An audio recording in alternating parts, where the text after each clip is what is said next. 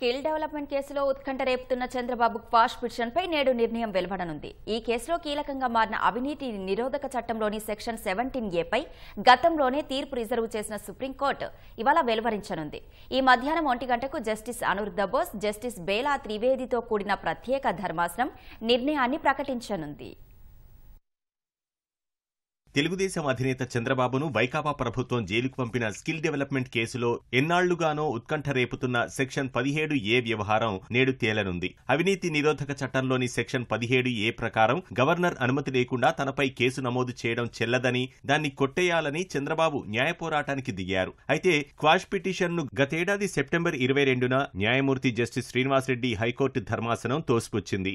చంద్రబాబు ఆ మరుసటి రోజే సుప్రీంకోర్టులో స్పెషల్ లీవ్ పిటిషన్ వేశారు. సుప్రీంలో అనేక మలుపులు తిరిగిన చంద్రబాబు పిటిషన్ గతేడాది అక్టోబర్ 3కు తొలిసారి జస్టిస్ అనిరుద్ధ బోస్, జస్టిస్ బేలా త్రివేదిలతో కూడిన ధర్మాసనం ముందుకు విచారణకు వచ్చింది. ఆ తర్వాత అనేక దఫాలు వాయిదాలు పడింది. అక్టోబర్ 13న స్కిల్ కేసులో వేసిన క్వాష్ పిటిషన్తో పాటు ఫైబర్ గ్రిడ్ కేసులో చంద్రబాబు ముందస్తు బెయిల్ పిటిషన్ను ఇదే ధర్మాసనం విచారించింది. 2 కేసుల విచారణను అక్టోబర్ 17కి వాయిదా వేసింది. దసరా, దీపావళి, శీతాకాల సెలవుల వల్ల తీర్పు వాయిదా పడుతూ వచ్చింది. ఈ మధ్యాహ్నం 1 గంటకు 17A పై నిర్ణయాన్ని ద్విసభ్య ధర్మాసనం వెల్లడించనుంది. ఫైబర్ నెట్ కేసులో ముందస్తు బెయిల్ కోసం చంద్రబాబు వేసిన పిటిషన్, స్కిల్ కేసులో హైకోర్టు చంద్రబాబుకి ఇచ్చిన బెయిల్ను సవాల్ చేస్తూ ఏపీ ప్రభుత్వం వేసిన కేసు ఈ నెల 17, 19వ తేదీల్లో విచారణకు రానున్నాయి. ఈ 2 కేసుల విచారణ కూడా సెక్షన్ 17A తో ముడిపడి ఉండడంతో వాటికన్నా ముందే సుప్రీంకోర్టు తీర్పు ఇవ్వనుంది.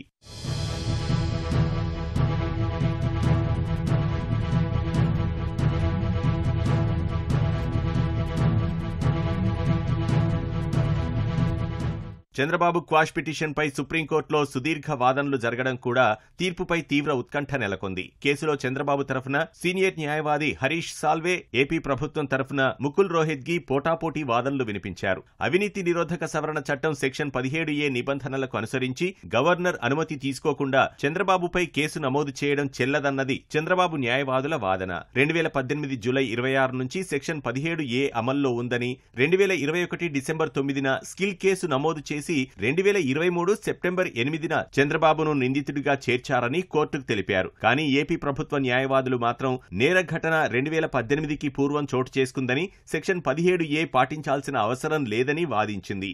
అయితే 17A అమల్లోకి వచ్చాక పబ్లిక్ సర్వెంట్లపై కేసు నమోదు చేయాలన్నా, దర్యాప్తు చేయాలన్నా కాంపిటెంట్ అథారిటీ నుంచి అనుమతి తీసుకోవాల్సిందేనని చంద్రబాబు న్యాయవాదులు సుప్రీం దృష్టికి తెచ్చారు. ఓ ప్రభుత్వ హయాంలో పబ్లిక్ సర్వెంట్లు తీసుకున్న నిర్ణయాల ఆధారంగా మరో ప్రభుత్వం వారిపై కక్ష సాధించకుండా రక్షణ కల్పించేందుకే సెక్షన్ 17Aని తెచ్చారని గుర్తు చేశారు. సిఐడి నమోదు చేసిన ఎఫ్ఐఆర్ పూర్తిగా చట్టవిరుద్ధమని వాదించారు. స్కిల్ కేసులో చంద్రబాబుపై ప్రాథమిక ఆధారాలు లేవని, ప్రాథమిక ఆధారాలు లేకుండా ఏ వ్యక్తినైనా అరెస్టు చేసి వ్యక్తిగత స్వేచ్ఛను హరించడానికి వీల్లేదని అర్నబ్ గోస్వామి కేసులో సుప్రీంకోర్టు స్పష్టం చేసిందని చంద్రబాబు న్యాయవాదులు ధర్మాసనం దృష్టికి తెచ్చారు. అయితే సెక్షన్ 17A అధికారిక నిర్ణయాల సిఫార్సులకు మాత్రమే వర్తిస్తుందని ప్రభుత్వ న్యాయవాది కోర్టులో వాదించారు. ఈ సెక్షన్ అవినీతి పరులకు రక్షణ ఛత్రం కారాదన్నారు. ప్రజా ప్రయోజనాల కోసం నిర్ణయాలు తీసుకునే వాళ్లు ఇబ్బంది పడకూడదనే 17A తెచ్చారని పేర్కొన్నారు.